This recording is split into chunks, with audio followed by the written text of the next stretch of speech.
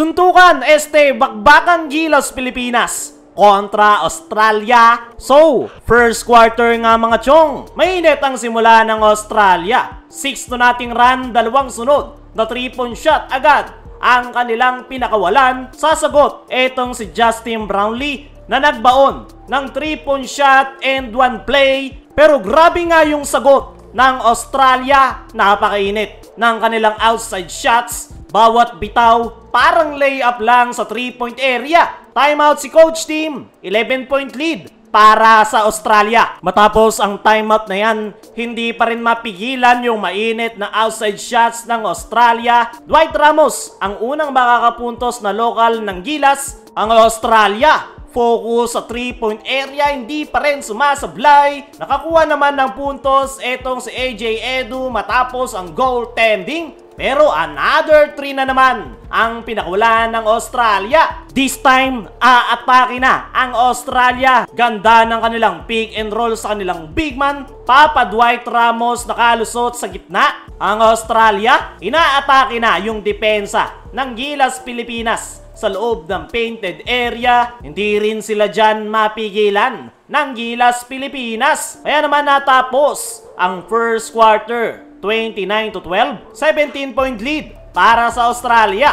Pagpasok ng second quarter, nabuhayan ng Gilas Pilipinas fans dahil sa ganda ng pinakita ng mga batang players na sila Carl Tamayo, Kevin Giambao, maging si Papa Dwight sa kanyang perimeter jumper. Kaya naman, napatawag ng emergency timeout ang Australia. Babasa 12 ang hinahabol ng Gilas. Agad na nakasagot ang Australia matapos makakita ng butas sa ilalim. Etong si Kevin Giambao, umiinit na sa 3-point area. Pero ang Australia, dominante sa ilalim, nagkalat pa si Jamie Malonzo. Kaya naman nag-capitalize ang Australia. Mas lalong lumaki yung kanilang kalamangan. Kung kanina puro 3-point shot ang Australia, this time sa ilalim na sila umaatake. Kevin Giambao, grabe! Another 3 para sa Gilas. Pero ang Australia, hindi nagmimintes bawat bitaw. Kaya naman lumobo na sa 18-point lead ang abante ng Australia. Under a minute nang magbaon ng long 2-point shot etong si Papa Dwight. Pero ang Australia, nagawa pang makapuntos ng 5 straight points sa loob ng painted area. Kaya natapos ang first half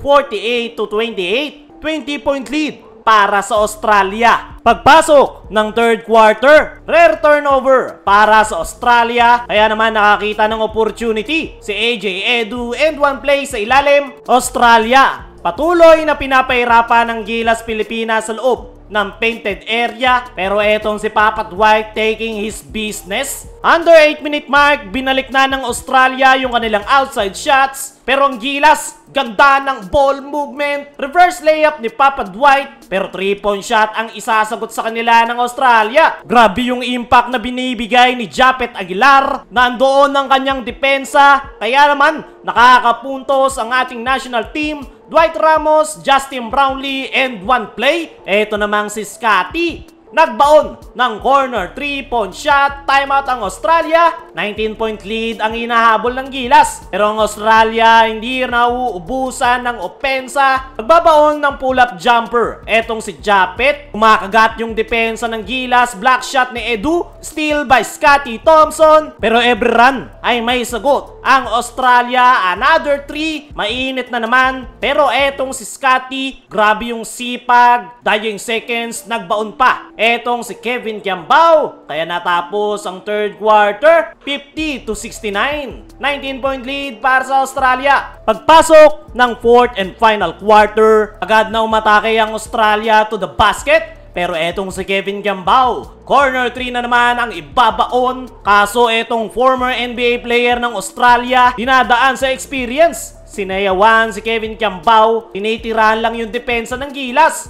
Timeout si coach team. 22-point lead para sa Australia. Matapos ang timeout na yan, hindi na nagpapapasok yung tira ng Gilas Pilipinas. Samantalang ang Australia, basic lang yung kanilang basketball floater shot. Jamie Malonzo bagsak matapos subukang i-posterize ang defender. Tuloy-tuloy pa rin ang Australia sa kanilang mainit na opensa. Justin Brownlee, hindi pa rin nauubusan ng pag-asa, easy layup. Pero napakalaki na nga ng kalamangan ng Australia at sila ang mag-a-advance sa semis.